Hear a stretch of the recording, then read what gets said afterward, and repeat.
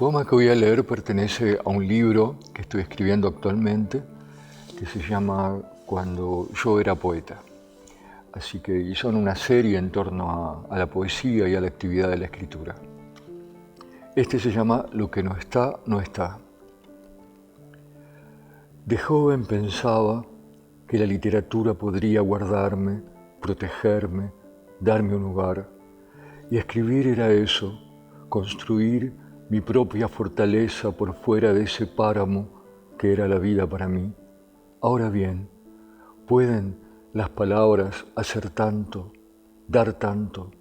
Un día comprendí que no, que por más vocación de mártir que tenga, los libros no alcanzan, los versos no alcanzan, lo que no está, no está, que al fin de cuentas no importa lo que ames, pero hay que amar a alguien, hay que amar lo que sea, un perrito, un pajarito que nos diga pío pío en medio de la terrible noche, alguien, ¿cómo decirlo?, que nos reconozca, nos llame a cualquier hora por nuestro nombre verdadero.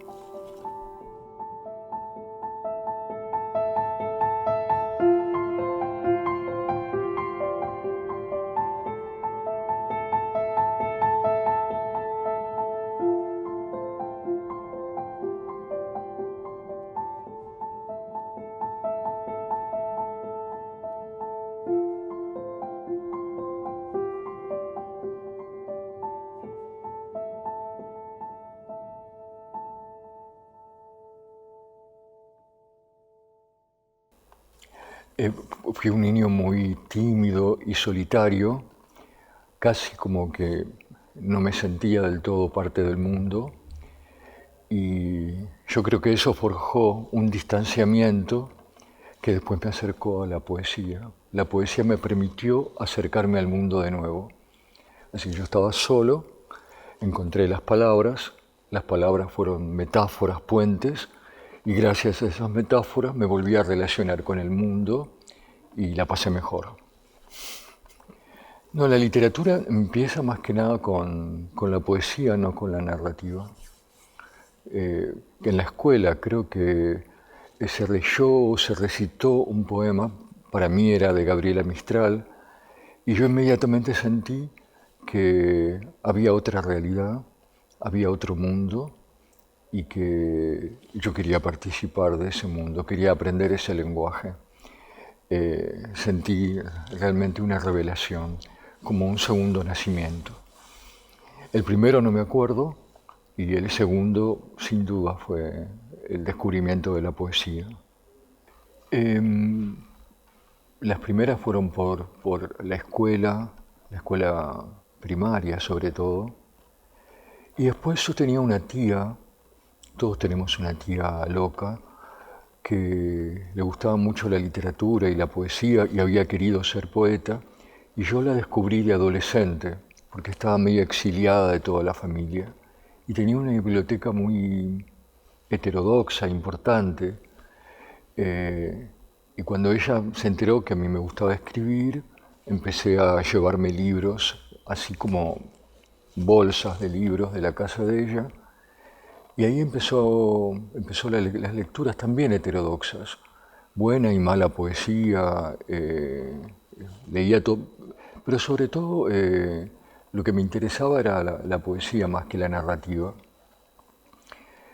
Y hasta que aparecieron los poetas más actuales, qué sé yo, en esa época empecé a leer a Olga Orozco, que iban saliendo sus libros, y después poesía latinoamericana, poesía argentina, y después, bueno, se fue abriendo, por suerte, el campo de lectura.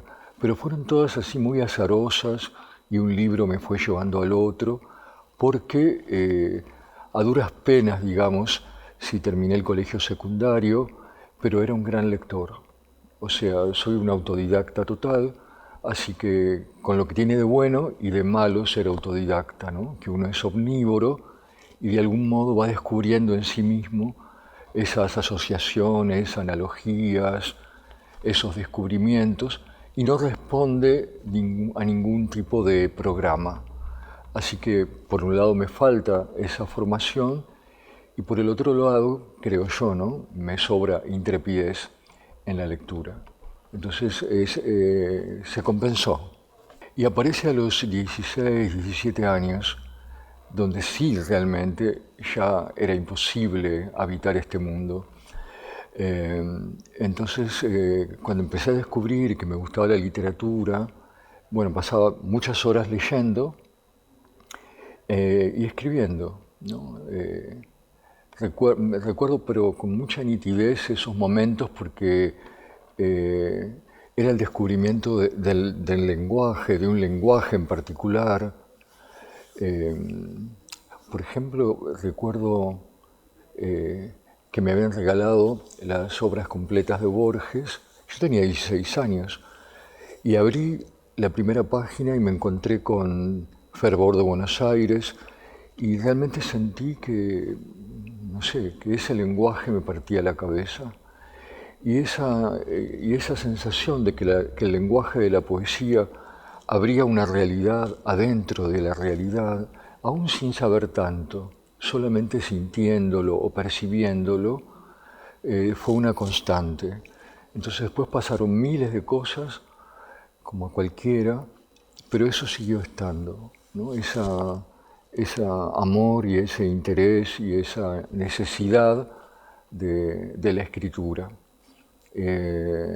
No habiendo nadie en mi entorno, que, salvo esta tía, que le interesase la literatura, así que era algo que, una necesidad que yo tenía y que yo mismo satisfacía de alguna manera.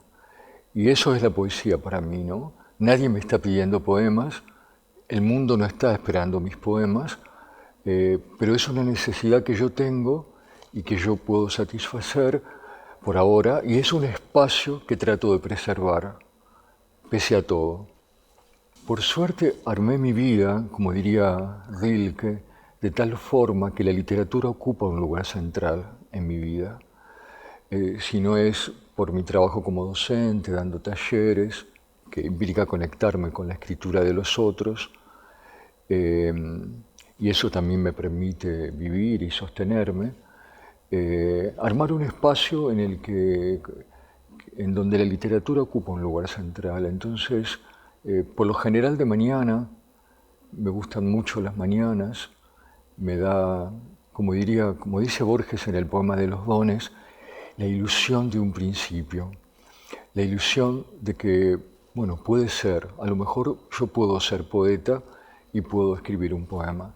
Entonces eso me da como una fe en mí mismo y en el lenguaje, que por supuesto a lo largo del día se va perdiendo, a la noche directamente uno ya sabe que no, y al otro día eso vuelve a renacer. Entonces me elijo las mañanas porque me parece que ahí está todo, todo puede suceder, todo puede empezar. Pero es el espacio de lectura, un espacio propiciatorio, ¿no? Un espacio en el que si aparecen las musas o como quieran llamarlo, yo esté ahí. Yo esté ahí no haciendo otras cosas. En un pequeño departamento muy luminoso que, que alquilo en Almagro, un barrio precioso también que quiero mucho. Entonces, eso insisto, yo la otra vez le decía a mis alumnos que armen las condiciones, y que no se enamoren de los obstáculos, que no se enamoren de una vida trágica porque eso impide la escritura, que trate que la vida sea lo más benévola posible, de manera que todo lo que quieran de modo imaginario pueda surgir en sus poemas, y que la vida sea lo más tranquila y amable posible. Como una sabiduría que aprendí con los años, por supuesto. En la adolescencia era Hamlet como todos. No, yo creo que la vocación literaria o la vocación artística es un don, de verdad, que hay que desarrollar y que hay que aprender, que si uno tiene esas posibilidades lo debería, que con eso no alcanza nada más. Y no creo en la formación académica, creo que al contrario terminan como como limitando, oprimiendo la cuestión de la libertad, la posibilidad de romper con algo. Está más vinculada con la crítica o con otro tipo de trabajos. En cambio, la poesía en particular es como la asimilación de algo y el olvido de algo. Es algo que se aprende y se olvida como para estar ante eso en un estado de inocencia. Y si utilizamos demasiado la cabeza, lo más probable es que no podamos escribir poesía. ¿No? Hay gente que sabe mucho, que tiene un gran conocimiento sobre la literatura, se dedica a la crítica, pero en el momento de escribir eso es un obstáculo. Hay que tener como cierto estado de inocencia y de olvido. Y la formación debería contemplar eso.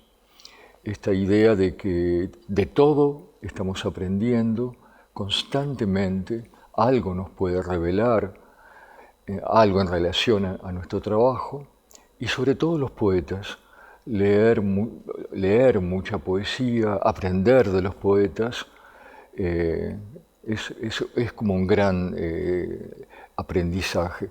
Bueno, y los talleres, si están armados, no para censurar, ni para formar gente que escriben todos iguales, sino para acompañarlos en esa experiencia, funcionan también, porque dan tiempo, dan libertad y esperan al alumno cuando llegue el momento de él va a escribir sus poemas.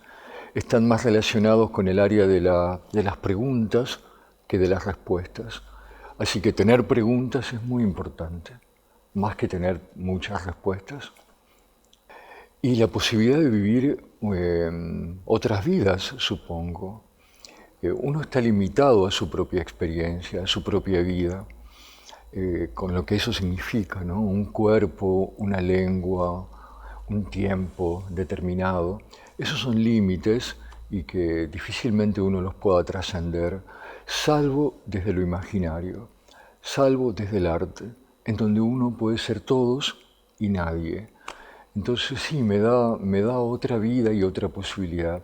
Lo que no es, de pronto es. Y la literatura en general, no como testimonio de una vida, sino como la creación de algo a partir de esa vida. La transformación, la transfiguración de algo pequeñito, limitado, de morondanga, que es la propia vida, para convertirse en algo más grande, más simbólico, que pueda abarcar a otros. Así que lo que me da es indudablemente la posibilidad de ser otro, y yo mismo a la vez. Quizás ese otro es más verdadero que yo. No, me parece que son muy importantes. Bueno, Mallarmé decía, ¿no? Son los que cuidan de alguna manera la pureza de la lengua, los que de alguna manera van recordándonos que estamos hechos de palabras y que el lenguaje, ese trabajo con la palabra es muy importante. Y los escritores trabajan esencialmente con el lenguaje. Y la otra vez pensaba en la tradición poética argentina más reciente, ¿no? De los últimos 40, 50 años, y les decía a mis alumnos, que son todos muy jóvenes, que estamos atravesados por esa experiencia de la lengua y que cuando escribimos, de alguna manera, estamos escribiendo a través de esos escritores que hicieron algo con la lengua. O sea que un escritor, un poeta, no muere cuando muere y que queda vivo, y queda vivo su trabajo porque mantuvo viva la lengua en algún sentido. Entonces ningún poeta joven es huérfano. Si tiene poetas, aunque no lo sepa, él está atravesado por eso. Qué sé yo, Hellman, Olga Orozco, Amelia Biagioni, Leónidas Escudero, es decir, hicieron algo enorme y hermoso de la lengua y de alguna manera nos vamos pasando la posta entre todos y no somos nadie en realidad, sino que es esa lengua que es de todos la que se termina expresando.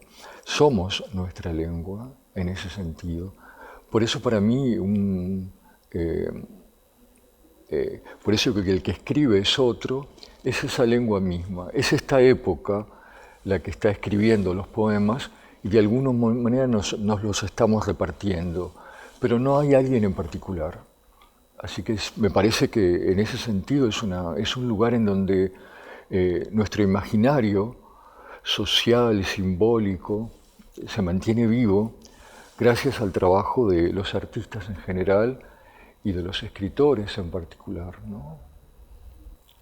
Bueno, Octavio Paz dice que todo es lenguaje, así que no hay nada que esté por fuera del lenguaje, por fuera de las palabras. Hay otros lenguajes, por supuesto, y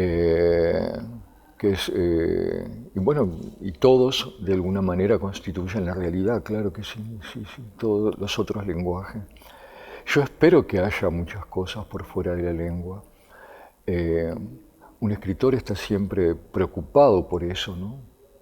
Por su trabajo con la palabra, pero es un trabajo que de alguna manera tiene que ver con una mirada del mundo también, con una mirada de lo que nos rodea. Es muy complejo. En el momento de escribir, es cierto, es el cómo lo voy a hacer, pero en lo previo hay una formación y por eso te decía que de todo el tiempo estamos aprendiendo algo. Algo se nos está revelando. Y después el poeta lo traduce en poemas, en novelas, en obras de teatro, no sé, en lo que quiera, pero es una traducción de esa experiencia a una experiencia con la palabra en este caso. Encontré la poesía como quien encuentra un pozo de petróleo. De inmediato me hice rico, pero nadie se enteró. La poesía es así, oro invisible, oro de otro mundo. Se encuentra y se pierde, se encuentra y se pierde. O sea, de un día para el otro, lo tengo todo y no tengo nada. ¿Soy un poeta o soy un místico? Ni una cosa ni la otra. Un vagabundo que cruza la noche con un carrito buscando en la basura. Eso soy. Como cuando descubro con delicia el cuerpo de mi amado. Es mío porque no es mío, nunca será mío, no importa, pero si escribo, soy. Si escribo, ¿no? Ahí está. Ahí me di cuenta la metáfora que uso del carrito, ¿no? del que sale a buscar cartones o basura y encuentra en eso que los demás desechan algo valioso, algo resplandeciente, está en mi origen, porque, bueno, yo soy de un origen muy humilde, y mi papá trabajaba, en aquella época se lo llamaba así, de botellero. Es decir, salía con su carrito, tenía una mística, ¿no? Un caballo, y salía con sus bolsas de arpillera a juntar basura.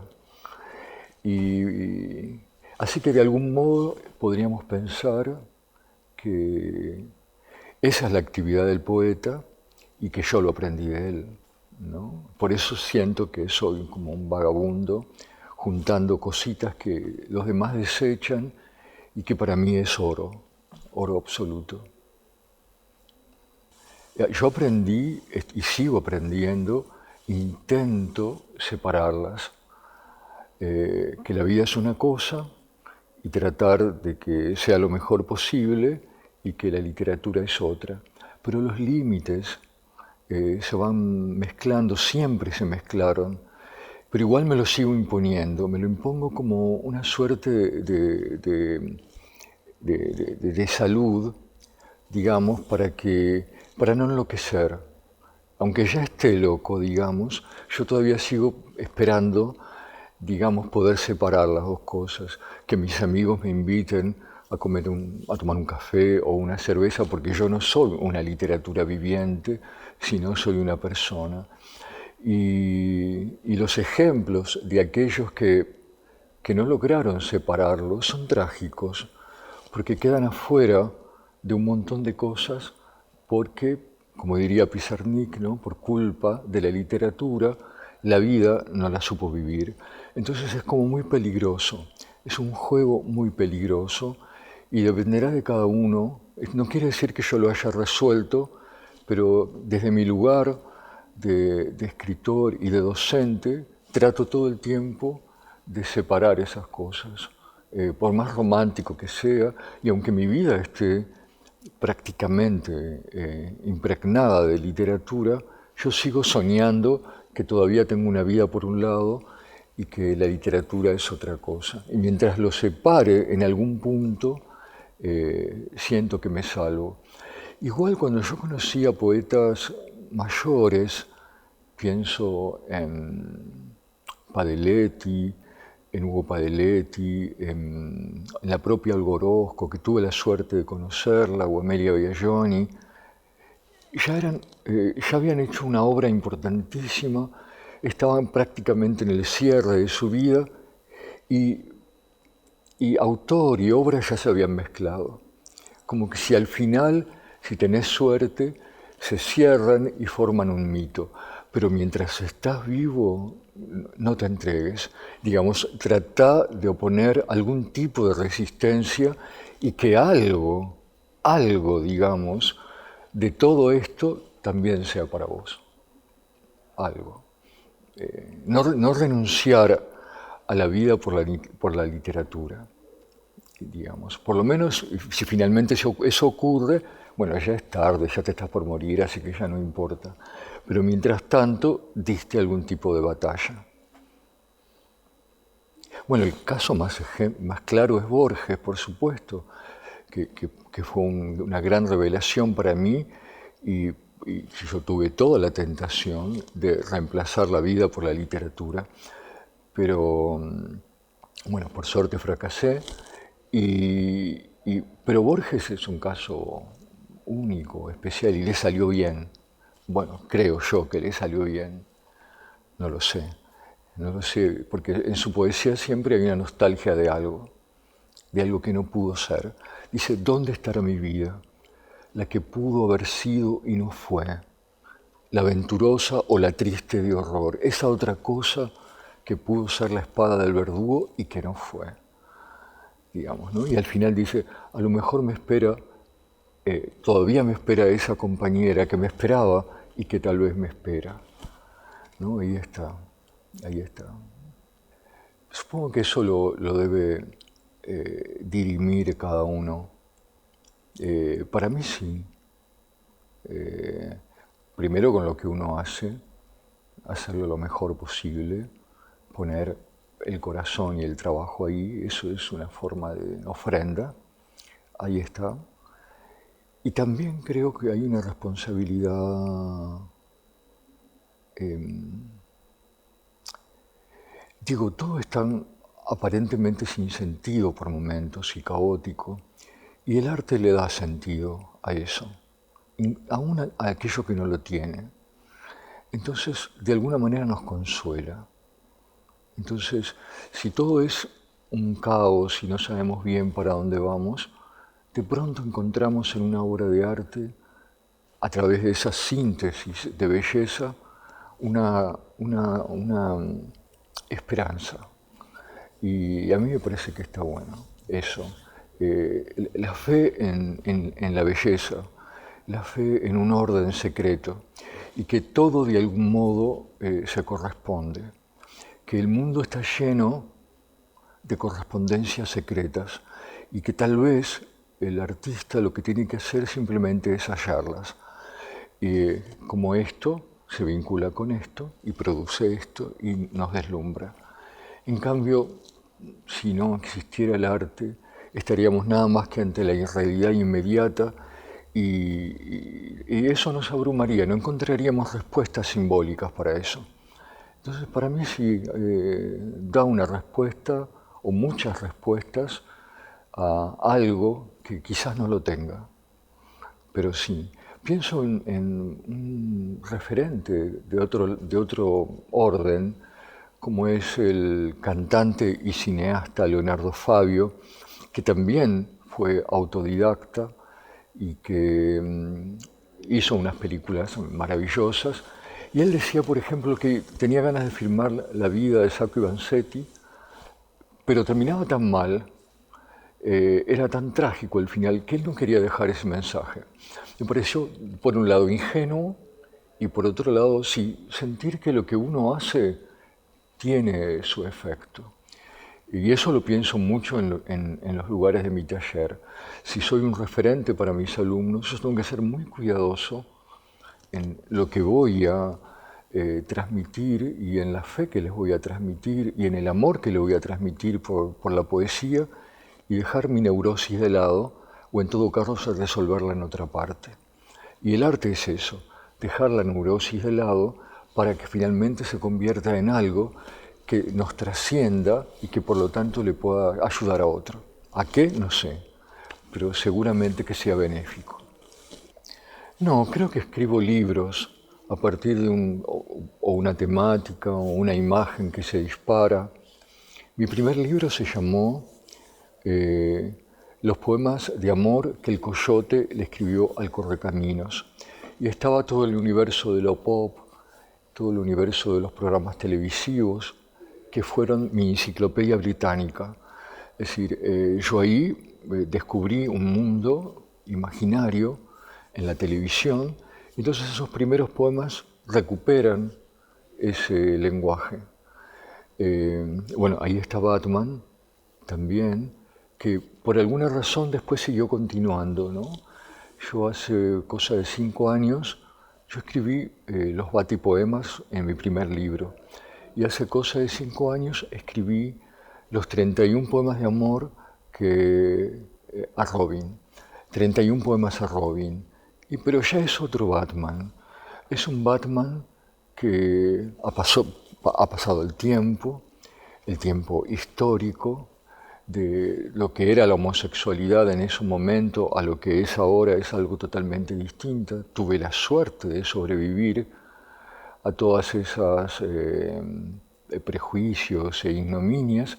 Entonces es un Batman más sabio y desde esa sabiduría ama, consciente de que el valor supremo del amor es la distancia, porque a partir de la distancia existe el otro. Así que son poemas pop, pero atravesados. Además en Facebook yo hago pequeñas notas sobre literatura con la máscara de Batman, porque Batman soy yo. Me gusta jugar y desde ese lugar del humor me parece que puedo decir cosas que de otro modo no podría decir. Y de hecho creo que el humor es esencial en la poesía porque es una forma de distanciamiento. Aunque no aparezca de manera explícita, ya escribir poemas es gracioso y uno debería darse cuenta del patetismo de que es capaz. Quiero decir, escribir versos en medio de la gran noche. Pero ¿en qué otro momento escribir versos? Entonces ahí está el humor que de alguna manera nos alegra y nos entristece, ¿no? El humor de los poetas como Buster Keaton. Por eso ahora estoy escribiendo un libro, que no lo escribí nunca, en relación a las cuestiones de la poesía, porque quizás ahora entienda muchas cosas que antes no entendía, entienda el valor amoroso que tiene el dedicarse a las palabras, no como un ejercicio intelectual, sino como una manera de estar en el mundo. Y como cualquier otra manera, algo te quita y algo te da. Y hacerse cargo de ese don y de esa renuncia. No se puede todo. No se puede todo. Así que cada libro, de algún modo, fue abordando el tema, igual que aparece en casi toda mi obra, es el tema del amor. No del homosexual, de la homosexualidad en sí, aunque eso está explícitamente dentro de los poemas, sino el amor como también, como don y como posibilidad, como algo que nos quita y algo que no. De hecho, mi poesía reunida se llama Única luz del mundo, que es un verso de Luis Cernuda, que si algo sabía del amor era él, y que dice en un momento dado que el amor es la única luz del mundo, no hay ninguna otra. Así que yo, a través de los versos, fui tratando de iluminar esa experiencia amorosa que es la experiencia con el otro, sea quien sea. Sí, no, en términos utilitarios, qué sé yo. pero sí en términos, insisto, en términos más íntimos, en términos que quizás no puedan ser medidos económicamente, pero sí espiritualmente. Creo sí que nos da belleza y eso no es poco. Digamos, imagínate un mundo sin belleza, en donde solamente importaran cuestiones prácticas, no lo bello, que es porque sí, y que por eso nos arrebata, sino aquello que nos va a dar algo a cambio. Entonces viviríamos en un mundo mezquino y ciego. En cambio la belleza, si bien nos ciega también, nos ciega a través de otro tipo de resplandor, pero nos permite ver eso, que el mundo no es solamente lo que tenemos delante de los ojos, y eso pasa con el amor, por eso se vincula tanto el amor y el arte, porque de algún modo nos permiten ver los distintos planos que conforman la realidad y que no es uno solo. A lo mejor yo no me doy cuenta, pero es sumamente útil y no me ayuda a pagar las cuentas, no me ayuda a resolver cuestiones inmediatas, pero aún así, ¿no? Sin eso, yo no podría tampoco pagar las cuentas. O si mi vida fuera solamente pagar las cuentas, mi vida no tendría ningún sentido. Pero mi vida tiene sentido porque además de pagar las cuentas, descubro la belleza del mundo. Entonces, otra vez, no es todo pérdida. No es todo pérdida.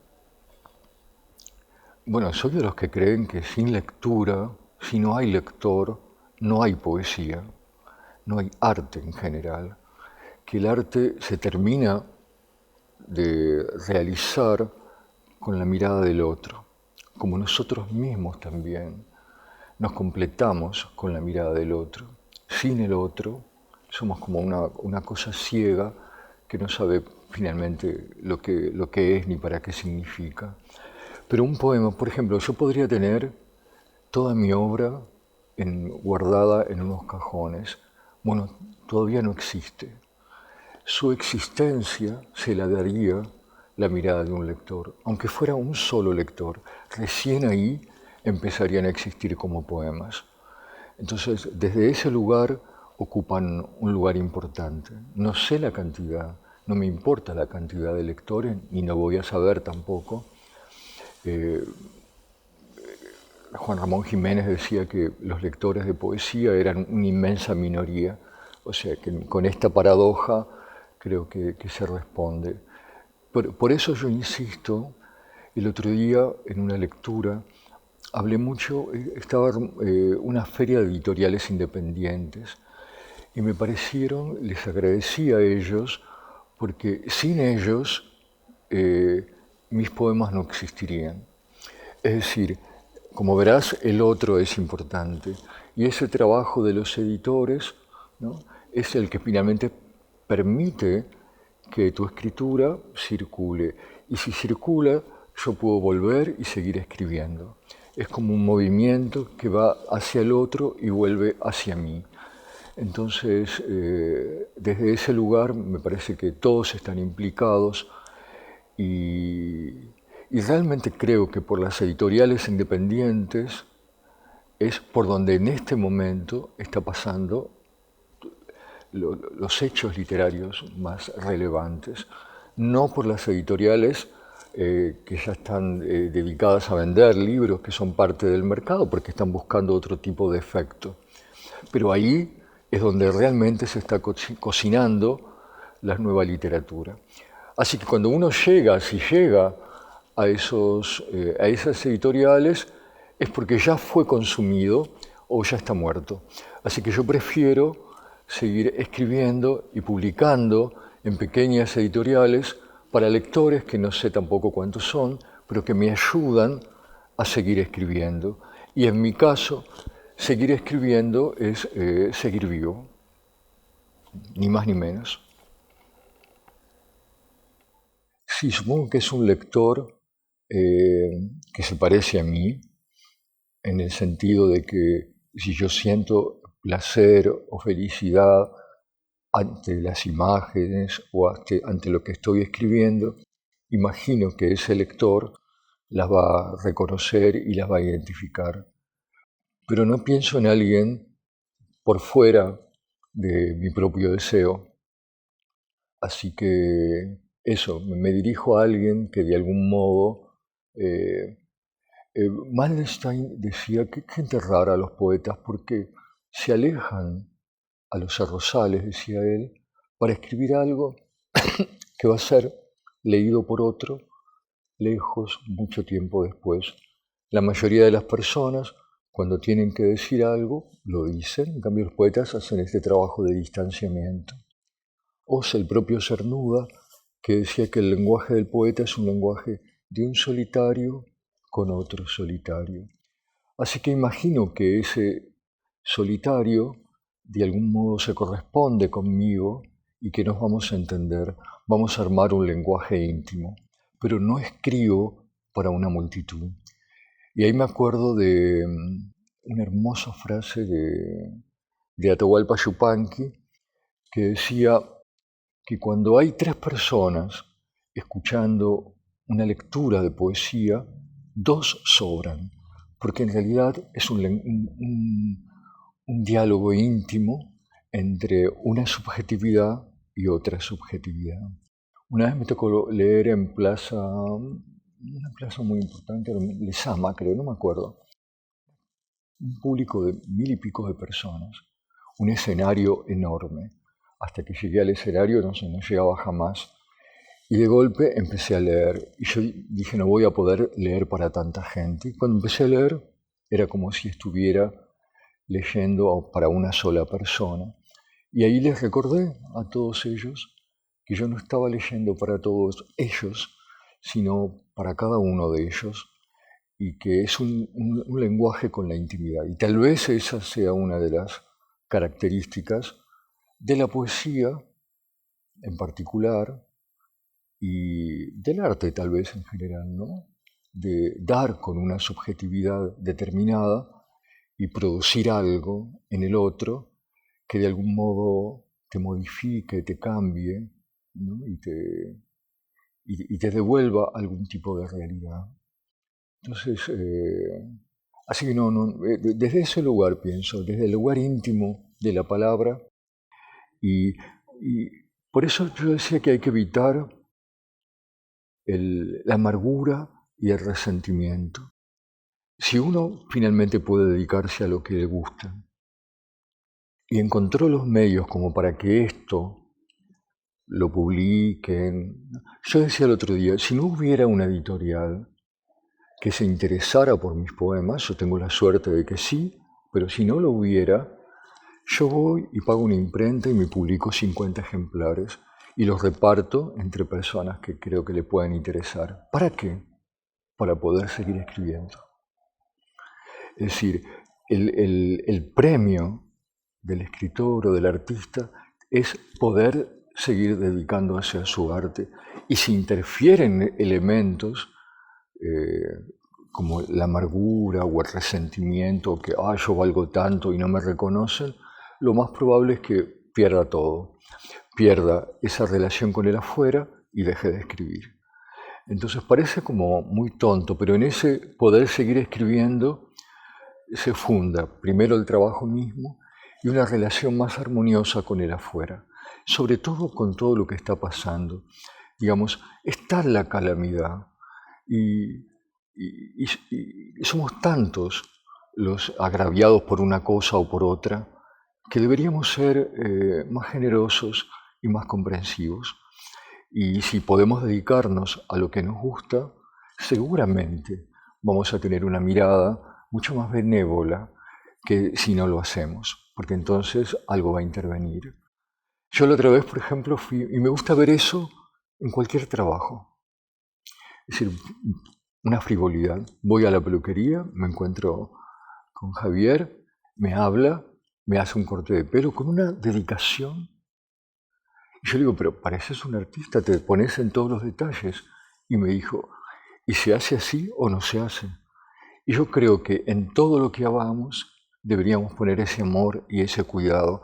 Eso va a repercutir en nosotros, obviamente, e indudablemente en los demás. Y en mi trabajo con la poesía, esa dedicación y ese amor estuvo siempre. Y no es porque en el medio no hayan pasado cositas, digamos, sino porque gracias a eso pude trascenderlas o tenía algo que finalmente le daba sentido y me hacía volver a la realidad. Por eso quiero preservarlo. Todo lo demás es inestable, todo lo demás va y viene, pero la escritura por suerte me acompañó toda la vida.